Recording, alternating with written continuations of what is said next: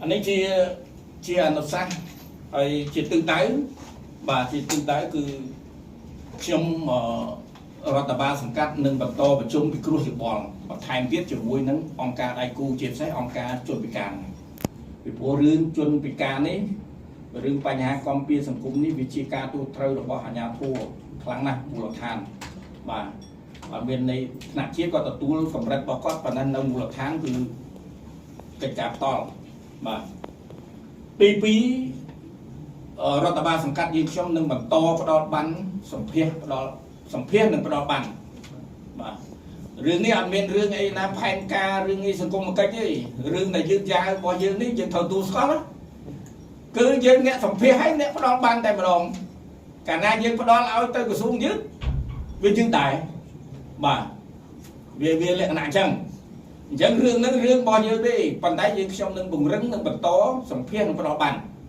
ឲ្យមានបានវិការភាពឲ្យបានគ្រប់គ្នាជាទិសដៅព្រោះឥឡូវយើងមាន500នាក់580នាក់580នាក់ឥឡូវយើងបានសម្ភារធ្វើបច្ចុប្បន្នភាពបាន123នាក់ហើយយើងនៅខ្វះជាង300នាក់ទៀតបាទយើងខ្ញុំនឹងបន្តបាទទី3ពង្រឹងកិច្ចសហប្រតិបត្តិការជាមួយនឹងអង្គការដៃគូឲ្យកាន់តែស៊ីជម្រៅបាទនេះយើងខ្ញុំនឹងពង្រឹងហើយបើសិនជាអង្គការ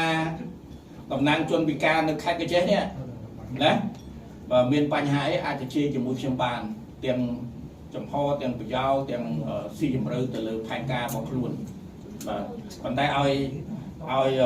ជជែកនេះឲ្យសង្កាត់អីផ្ដល់ប្រាក់ខែអត់មានទេប៉ុន្តែយើងអាចទៅលើកិច្ចសហប្រតិបត្តិការការងារវិញណាបាទដូចទៅឲ្យទៅរងថ្ងៃទឹកភ្លើងអីអត់ដែលបងបាទទឹកភ្លើងសម្រាប់ជនពិការប្រើប្រាស់ Office អីគឺយើងខ្ញុំអ្នកចំណាយទាំងអស់បាទចំណាយទាំងអស់រៀបចំបាទអ្វីដែលចុងក្រោយនេះយើងខ្ញុំនឹងរៀបចំបន្ទប់ការិយាល័យ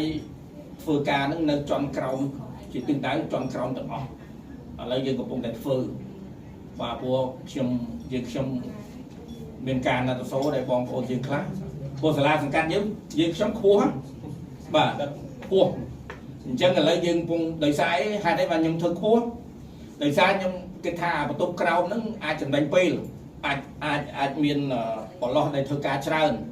អញ្ចឹងអាចធ្វើបន្ទប់អីផ្សេងអញ្ចឹងឥឡូវយើងធ្វើរៀបចំបន្ទប់ខាងក្រោមខាងលើហ្នឹងទុកតែមានលក្ខណៈពិសេសណាមួយអញ្ចឹងជាចំណុចដែលខ្ញុំសង្ខេបបាទសង្ខេបប៉ុណ្ណឹងហើយអធិស្ឋានសូមមានកំហុសខុសឆ្គងដោយប្រការណាមួយសូមអធិស្ឋានបាទសូមអរគុណ